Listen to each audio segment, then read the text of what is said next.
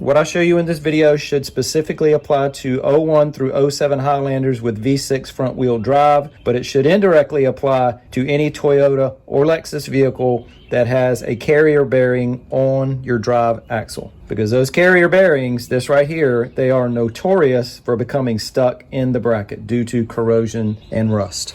That's what this video applies to. 05 Toyota Highlander, you are looking at the inner portion of the passenger side front drive axle. I already have the outer portion removed. As you can see, I also have the strut and the hub out of the way. The problem I'm having is that the carrier bearing is stuck in the bracket, which is a very common problem with Highlanders and Siennas and some Lexus models. So when I get underneath the car, I can show you better what I'm talking about. But this is stuck and it will not come out. All right, I am here from the future. You can see the new axle is installed. This is something I should have pointed out right now. There's a lock ring on the outside of the bracket, on the passenger side of the bracket, and you have to remove that lock ring. You can get a pair of channel locks on that lock ring and pull it out, and then if I was to let it go, it would spring open, and then I could pull it off the axle, and then to reinstall it, you just do the reversal. You squeeze it, put it back into place, and then release it. So before you go any further, if you try what I show you in this video, take this lock ring off. So now underneath the car, this is the inner portion of the drive axle or the CV axle, whatever you want to call it. This is the carrier bearing bracket. Inside of there is the carrier bearing, and the bearing is stuck in that bracket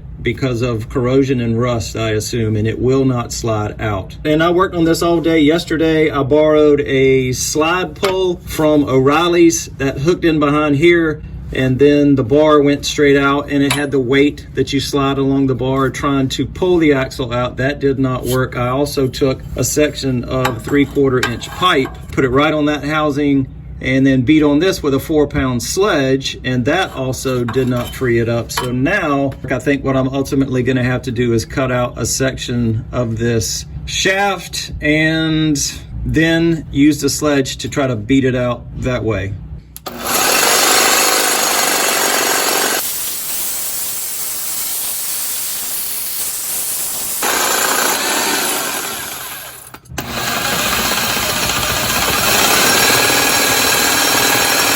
I bought some vice grips.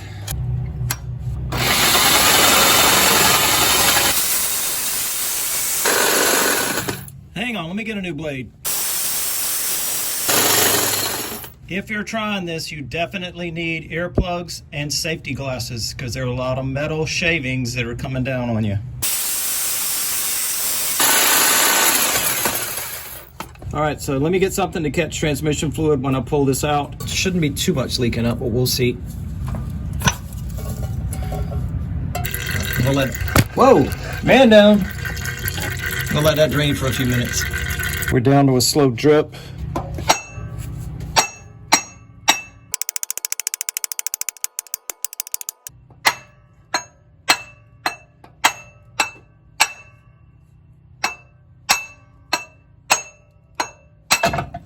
So here's the carrier bearing that I knocked out, and you can see all the rust on the outside edge, and also on the inside of the bracket you can see rust in there as well. So that is what was holding that bearing in, and that's what made it so difficult to get out. Gonna knock off some of that rust on the inside of the bracket where that new bearing is gonna sit.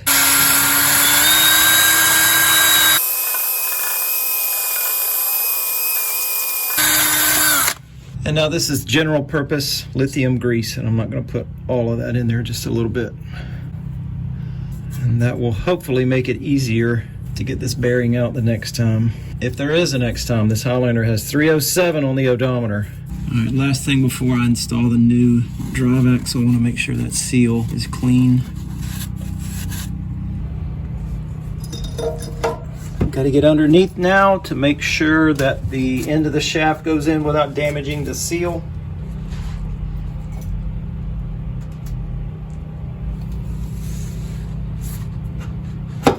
There we go. All right, that is all the way in. Get everything back together. Axle nut gets torqued to 217 foot-pounds.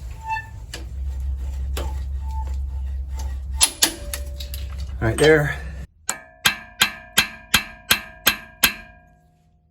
In addition to the new drive axle, I also replaced the ball joint. You can see the old one was blown out. I'll put a part number down below in the description to the new ball joint. That's a genuine Toyota part.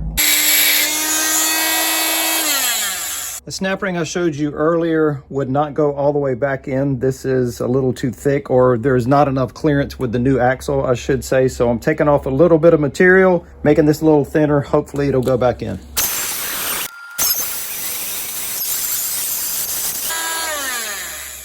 So here's the lock ring, or that snap ring going back into place. You can see I have it compressed. And now if I release it,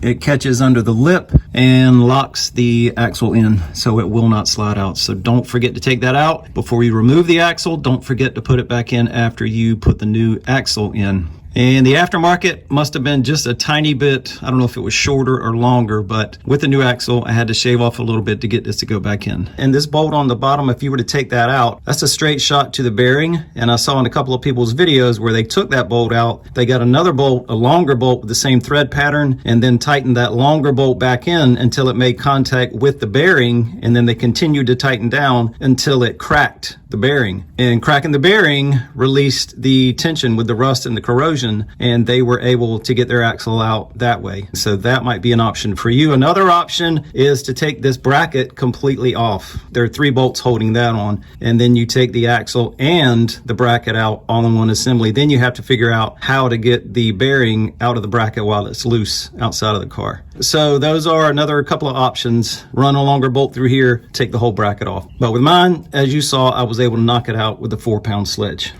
Last thing to do is pour that transmission fluid out that leaked when I pulled the shaft out of the transaxle. I got the tire back on, torqued the lug nuts down to 76 foot-pounds, and I am ready to get back on the road. I'll put some links down below to things that I used in the video. The Diablo blades that I used, I had them on hand. These are from medium metal. I'll put a link to thick metal blades. That'll probably work better. The 4-pound sledge I bought from Harbor Freight, that was about 13 bucks. I had to buy a 12.30 millimeter axle socket to get the axle nut off. I'll put a link to the new lower ball joint. I'll put a link to the drive axle that I bought from AutoZone. And the reason for replacing it is this is the old inner boot, and it completely blew apart into 2 pieces and grease went everywhere. So that's why I replaced it. It lasted 307,000 miles, so I can't complain about that. And where the axle ties into the transaxle, or the transmission, I don't know what the correct term for that is, there is no retaining clip. Some axles have a retaining clip at the end, and you've got to mess with that, but this one does not have it, so it just slid straight in, and that made it much easier. So look for those links below, and if you have a Toyota, Highlander, Sienna, Camry, or several Lexus models that I saw in videos that have this carrier bearing, if you're trying to change your axle out and you have that bearing, it's probably going to be stuck. If you try the sledge and it doesn't work, try one of the other methods. Take the bracket and the axle out together, run the screw through to crack the bearing, try the slide hammer that you can borrow from any parts store. Try an air chisel if you have that. I did not, but lots of videos showing you how to try to get that stuck bearing out. Mine is just added to it. A 4-pound sledge worked for me.